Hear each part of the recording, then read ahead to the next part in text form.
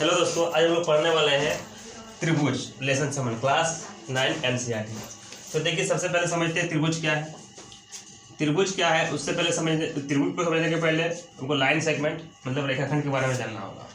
रेखाखंड क्या है कि दो बिंदुओं के बीच की वो न्यूनतम दूरी है और इसका दो अंत बिंदु होता है, तो उसको क्या बोलते हैं? रेखाखंड। दो अंत बिंदु को रेखाखंड कहा जाता है, ठीक है। और देखो, इसमें रेखाखंड में कितना बिंदु है? एक और एक। यहाँ से एक रेखाखंड बना, ठीक है। यहाँ से क्या एक रेखाखंड बना और यहाँ से यहाँ एक रेखाखंड बना। तो तीन रेखाखंड से घिरी हुई बंद आकृति को क्या कहते हैं? त्रिभुज कहते हैं, ठीक है। तीन रेखाखंडों से घिरी हुई बंद आकृति को त्रिभुज कहते हैं, ठीक है। इसमें कितना रेखाखंड है? देखो, तीन रेखाखंड है ना। यहाँ से यहाँ तक एक, यहाँ से यहाँ तक और यहाँ से यहाँ तक, ठीक है। इसको ही क्या कहा जाता है? लाइन सेगमेंट भी कहा जाता है।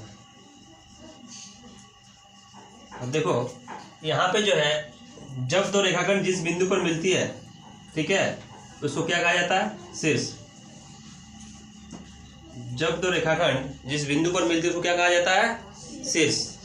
यहाँ पे एक शीर्ष है, यहाँ पे भी एक शीर्ष है और यहाँ पे भी एक शीर्ष है, तो टोटल मिला के कितना शीर्ष हो गया? 3। और देखो, इसके बीच जो क्षेत्र बन रहा है उसको क्या बोलेंगे? कोण। क्या बोलेंगे? ये भी क्या होगा?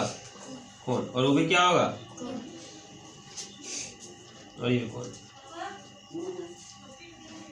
ठीक है। देखो, त्रिभुज में क्या होगा? कभी भी त्रिभुज में जो है, कभी भी दो भुजा का योग तीसरे भुजा से बड़ा नहीं, दो भुजा का योग तीसरे भुजा से बड़ा होगा। दो भुजा का योग जो है हमेशा क्या होगा? तीसरे भुजा से बड़ा होगा। जैसे मान लो ये 3 है, ये 4 है और ये 5 है, तो 3 और 5 को जोड़ेंगे तो क्या होगा? 8 सेंटीमीटर। और 8 सेंटीमीटर हमेशा क्या होगा? 4 सेंटीमीटर से ज़्यादा होगा कि नहीं होगा? तो त्रिभुज तभी बन सकता है जब दो भुजाओं का योग तीसरी भुजा से ज़्यादा हो। मतलब अगर हम यहाँ पे AB को जोड़ दें और BC को जोड़ दें, तो इसका जो वैल्यू आएगा, इसका जो मान आएगा, हमेशा क्या आएगा? AB और BC को जोड़ने पर बचा क्या? AC से ज़्यादा आएगा, ठीक है। उसके बाद अगर BC और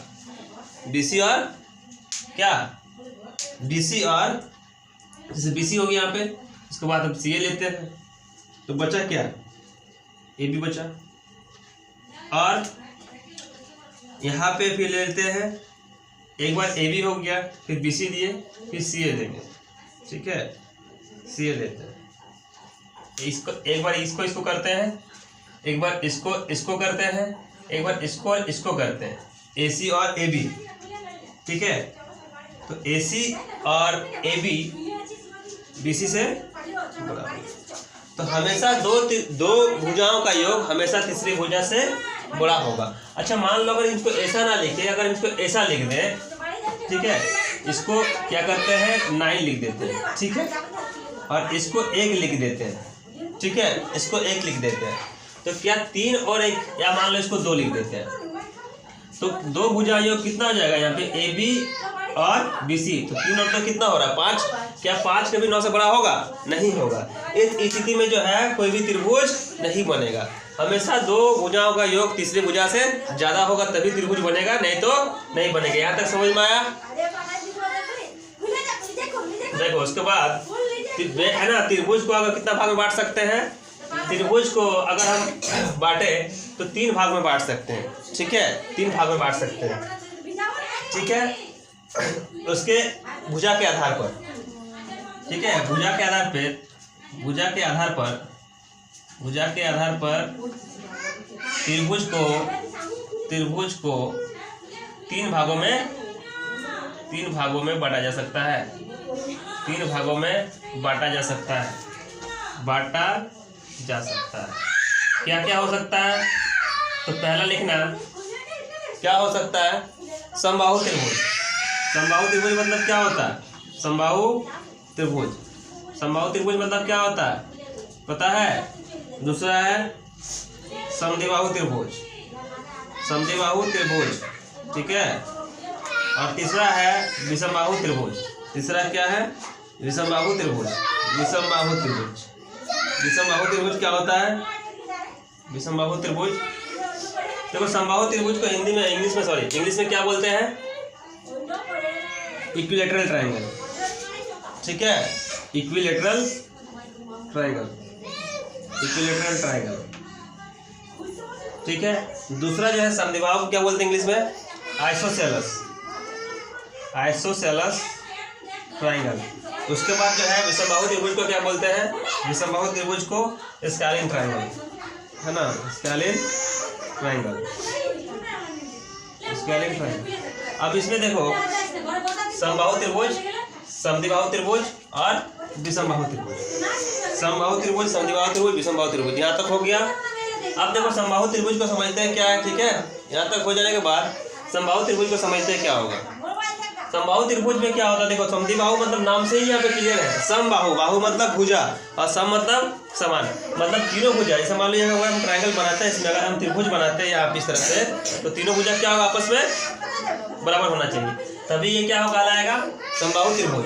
देखते हैं पहले, ये हो गया तक, है ना। समबाहु त्रिभुज में क्या करेंगे? जिसमें तीनों भुजा क्या होता है? आपस में बराबर होता है। देखो पहले क्या करेंगे समबाहु त्रिभुज का, ठीक है। ये जो है ये ए बी और सी, ये भुजा ये मान लें इसका सबका जो मान है वो 6 सेंटीमीटर का है। क्या है? ये भी 6 सेंटीमीटर, ये भी 6 सेंटीमीटर और ये भी 6 सेंटीमीटर। तो समबाहु त्रिभुज में क्या होता है? एक तो है कि सभी भुजा क्या होता है समबाहु त्रिभुज का, ठीक है। समबाहु त्रिभुज का सभी भुजा क्या होता है? बराबर होता है।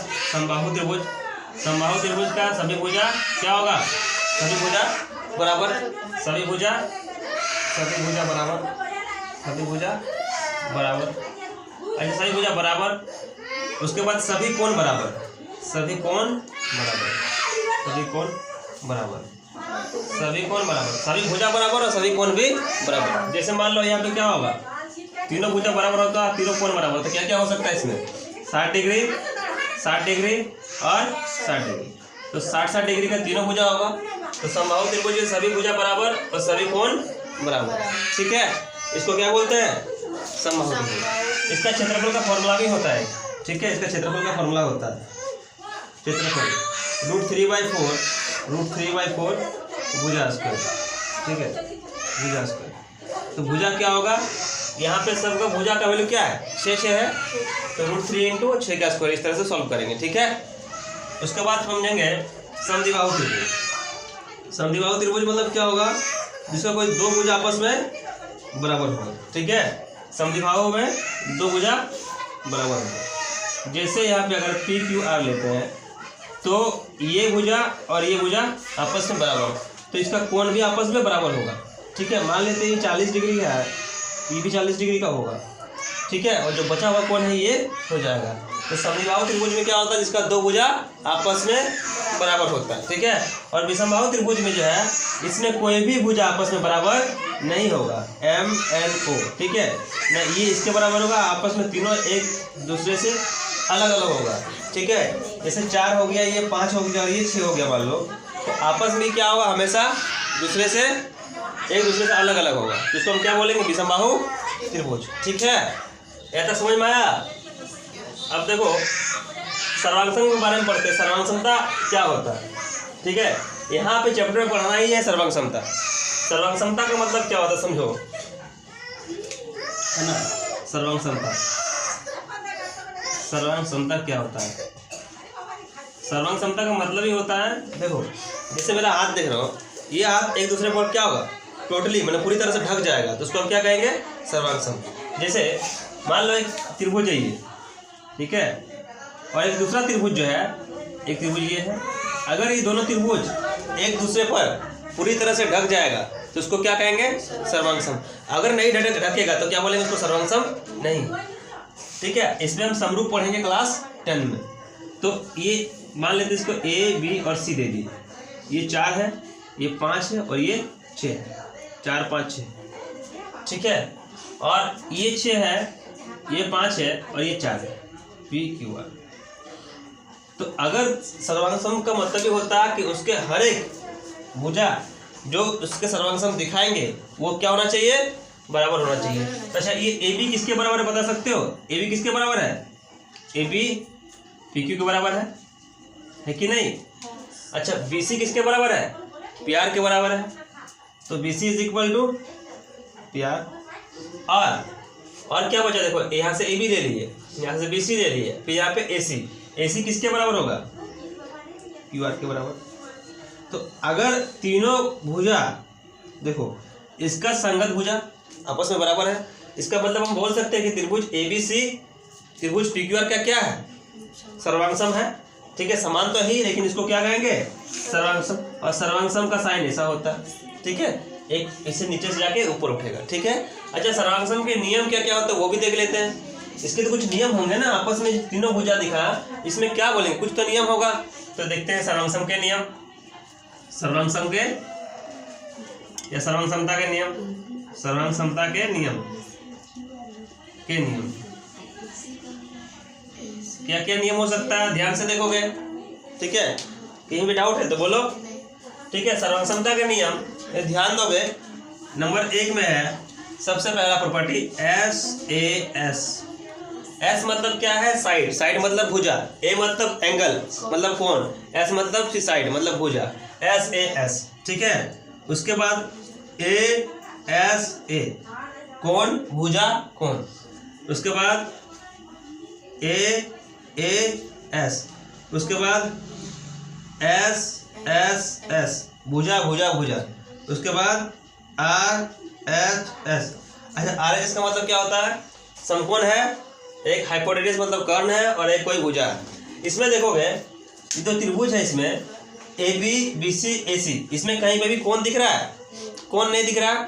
तो यहाँ पे अगर कोई कोण नहीं दिख रहा है, इसका मतलब ये नियम भी नहीं लगेगा, क्योंकि यहाँ पे कोण दिख रहा है, ये मतलब कोण, यहाँ पे भी ये नियम भी नहीं लगेगा। देखो यहाँ पे भी क्या होता है, राइट एंगल, यहाँ पे एंगल बनता है यहाँ पे 90 डिग्री का, तो ये भी नहीं होगा, कौन होगा, तो कौन सा नियम, अच्छा ये वाला भी नहीं हो सकता है, डबल ए है, तो कौन सा नियम लगेगा इसमें, ऐसे एस। तो हम इस त्रिभुज को ऐसा भी लिख सकते हैं कि त्रिभुज एबीसी जो होगा, एबीसी जो होगा वो क्या होगा, सर्वांग सम होगा किसका, त्रिभुज किसका। अब देखो यहाँ से ए बी बी सी सी ए लिखे थे, तो यहाँ पे पी से क्यू तक लिखना होगा, पी क्यू लिखना होगा, उसके बाद क्या लिखना होगा, उसके बाद देखो 4 के बाद 5 लिखे ना, तो यहाँ पी क्यू के बाद हम डायरेक्ट से पी आर नहीं लिख सकते, वो चलना होगा ऐसे क्यू पी आर।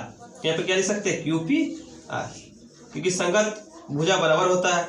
अब जो अगर दो त्रिभुज को अगर हम सर्वांग सम दिखा दें तो उसके हर एक पार्ट जो है इक्वल हो जाएगा। जैसे अगर इसका कोण दिखाना है तो ये जो कोण ए है वो कोण क्यू के बराबर होगा, कोण बी है कोण पी के बराबर होगा, कोण सी जो है कोण आर के बराबर होगा। तो अगर दो त्रिभुज सर्वांग सम है तो उसके प्रत्येक भुजा या कोण क्या होगा, आपस में बराबर हो जाएगा। ठीक है, यहाँ तक क्लियर है, मिटा दे। अब देखो इसका क्वेश्चन जो है, पहला क्वेश्चन जो है, क्वेश्चन नंबर फर्स्ट, ठीक है, मिटा दे यहाँ तक।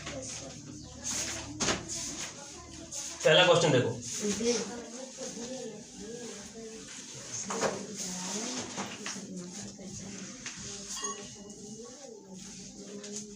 पहला क्वेश्चन जो है,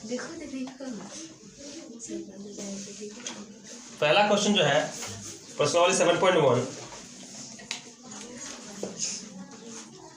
चतुर्भुज एबीसीडी में एसी एडी, एसी बराबर एडी है और एबी कोण ए को समद्विभाजित करता है, तो दर्शाइए कि त्रिभुज एबीसी सर्वांग सम होगा त्रिभुज एबीडी का। ठीक है, तो ये जो पहला क्वेश्चन है एक्सरसाइज 7.1, ठीक है, क्वेश्चन नंबर 1, ये त्रिभुज इस तरह से दिया हुआ है,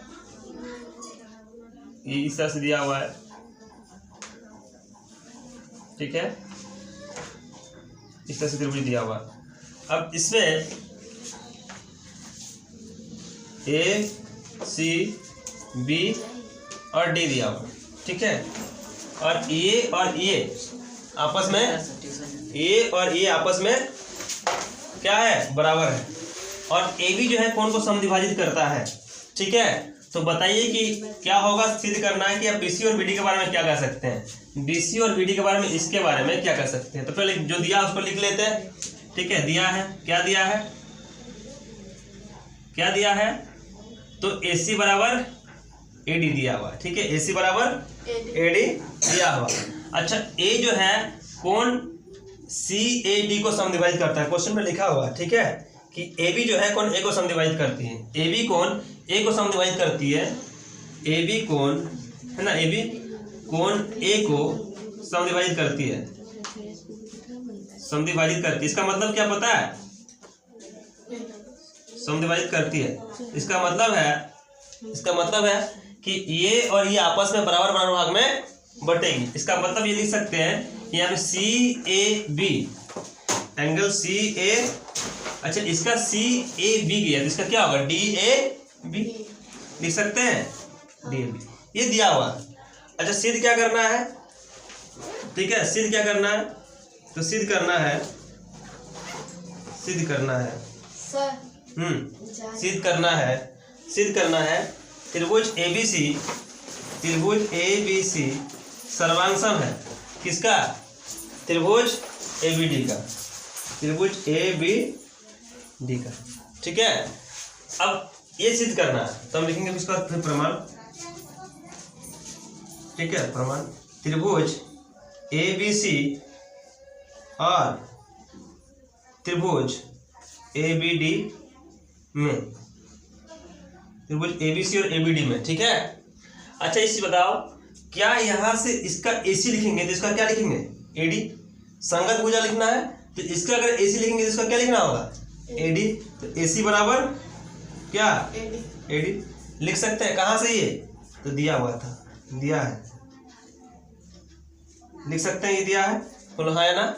उसके बाद बताओ यहाँ पे देखो यहाँ पे CAB तो इसका क्या लिख सकते हैं DAB, तो इसका एंगल CAB बराबर एंगल DAB, ये भी क्या है दिया है, तो डॉट डॉट लिख दिए। अच्छा यहाँ पे बताओ फिर क्या, यहाँ से इसका AB तो इसका भी AB लिख सकते हैं कि नहीं लिख सकते हैं, लिख सकते हैं, दोनों त्रिभुज में है तो AB बराबर AB क्या होगा, AB बराबर AB उभयनिष्ठ है, दोनों में है, उभयनिष्ठ है। अच्छा उभयनिष्ठ तो है, अब बताओ इसमें कौन सा नियम लगेगा, तो देखो अभी क्या बताए थे, नियम याद है कि नहीं है, क्या क्या बताए थे, AAS ASA SSS RHS, ठीक है, और क्या बताए थे SAS। तो ये जो नियम बताए इनमें से कौन सा नियम लगेगा, तो बताओ यहाँ पे 3 SSS, क्या तीनों भुजा दिख रहा है, एक तो कौन है, इसका मतलब ये नहीं लगेगा। देखो यहाँ पे कितना है, 2 भुजा है, एक कोण दिख रहा है यहाँ पे, लेकिन यहाँ पे कितना है, यहाँ पे 2 कोण है, यहाँ पे एक ही कोण दिख रहा है, तो ये नहीं लग सकता।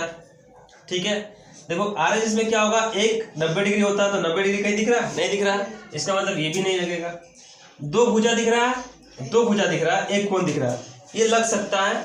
और देखो 2 कोण है यहाँ पे, तो 2 कोण ये भी नहीं लगेगा, तो बचा कौन SAS, तो कौन सा नियम लगेगा, तो इसीलिए लिखेंगे SAS सर्वांगसमता नियम से, या सर्वांगसमता कसौटी से, सर्वांगसमता नियम से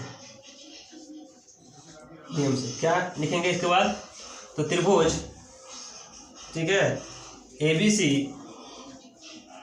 सर्वांगसम हो जाएगा किसका, त्रिभुज किसका ABD का। अगर ये सर्वांगसम हो जाएगा तो बताओ, इसके बाद बताया है क्वेश्चन में कि BC और BD के बारे में क्या कह सकते हैं, तो BC बराबर BD बराबर हो जाएगा, क्यों हो जाएगा, क्योंकि 2 त्रिभुज अगर सर्वांगसम है तो उसका हर एक भुजा क्या होगा, आपस में बराबर हो जाएगा। तो BC बराबर BD कौन सा नियम से, CPCT, corresponding part of congruent triangle. ठीक है, सर्वांगसम त्रिभुज के संगत भुजा है, तो यहाँ पे ये बराबर हो जाएगा। ठीक है।